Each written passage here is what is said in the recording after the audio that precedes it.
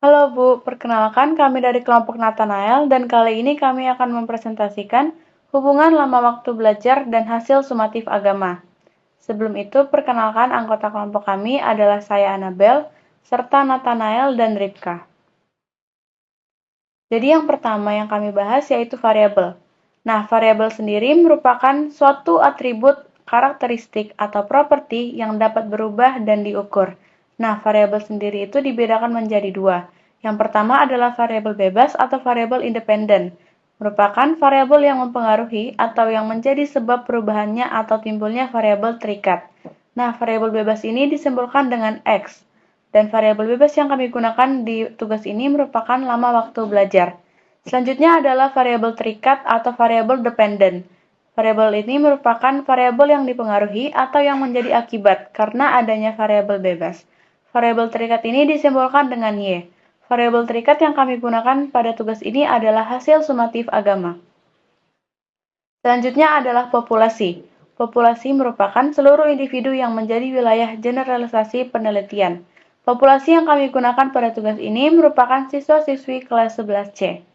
Selanjutnya adalah sampel. Sampel merupakan sebagian dari populasi yang dapat dijangkau serta memiliki sifat yang sama dengan populasi yang diambil sampelnya tersebut.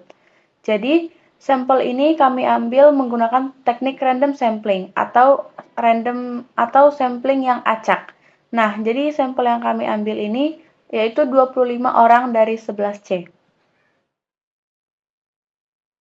Selanjutnya adalah tabel data. Nah, tabel data ini kami kelompokkan menjadi dua kolom berdasarkan hasil dari data yang kami dapatkan. Sedangkan di kolom X itu merupakan variabel X atau variabel lama waktu belajar siswa, dan lama waktu belajar siswa ini kami hitung dalam satuan menit. Sedangkan Y merupakan variabel Y, yaitu hasil belajar atau hasil sumatif siswa, yaitu dengan nilai mereka. Selanjutnya adalah diagram pencar. Jadi diagram pencar merupakan alat grafis untuk menampilkan hubungan antara dua variabel numerik atau bivariat menggunakan titik-titik pada bidang koordinat. Nah, jika kita lihat diagram pencar ini, terdapat sumbu horizontal dan sumbu vertikal. Sumbu horizontal merupakan sumbu Y, yaitu hasil sumatif agama, dan sumbu vertikal merupakan sumbu X, merupakan lama waktu belajar. Jadi sumbunya ini sesuai dengan variabel X dan Y.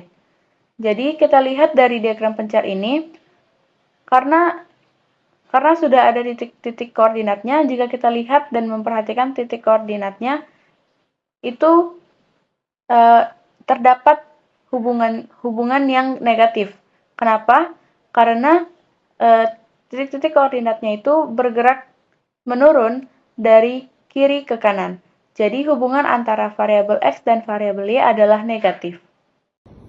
Kali ini saya akan menjelaskan regresi linear dan korelasi, di mana regresi linear itu merupakan analisis yang digunakan untuk mengukur seberapa kuat hubungan antara dua variabel atau lebih, serta untuk mengetahui arah antara variabel dependen dan variabel independen. Sedangkan korelasi adalah untuk mengetahui kedekatan antara dua variabel tersebut. Bagaimana cara mencari persamaan regresi linear?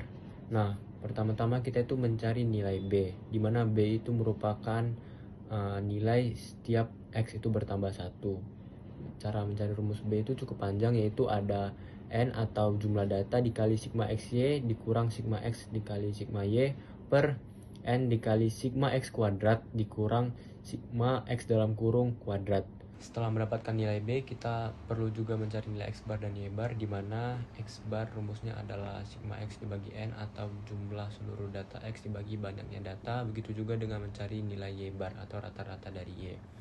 Setelah itu kita bisa mencari nilai A, yaitu dengan rumus A sama dengan Y bar dikurang B dikali X bar. Setelah mendapatkan nilai A, B, X bar, dan Y bar, kita bisa masukkan rumus Y topi, yaitu A ditambah B dikali X. Nah, kemudian untuk mencari nilai dari koefisien korelasi, kita bisa gunakan rumus R sama dengan N dikali sigma XY dikurang sigma X dikali sigma Y per akar dari sigma X kuadrat dikurang sigma X dalam kurung kuadrat dikalikan dengan sigma Y kuadrat dikurang sigma Y dalam kurung kuadrat, begitu. Nah, setelah mendapatkan nilai koefisien korelasi, kita bisa mencari nilai koefisien determinasi di mana rumusnya itu adalah KK atau koefisien korelasi dikuadratkan baru dikali 100%. Nah, cara-cara yang saya baru saja jelaskan itu merupakan cara manual yang digunakan untuk mendapatkan nilai regresi dan korelasi. Di mana nilai yang kami dapat dengan cara manual itu sama dengan yang kami dapatkan di aplikasi, baik itu di diagram pencara maupun di SPSS. Dan hasil yang kami dapat hubungannya itu adalah negatif dan nilainya lemah karena mendekati nilai 0. Oke, sekarang kita masuk ke bagian interpretasi hubungan. Dari hasil perhitungan kita bisa lihat di PPT ini kita mendapatkan nilai korelasi atau R sebesar negatif 0,26. Nah, tanda negatif di sini tuh punya arti penting yang dimana menunjukkan hubungan yang berlawanan arah. Jadi kalau variabel X-nya naik, variabelnya justru cenderung turun.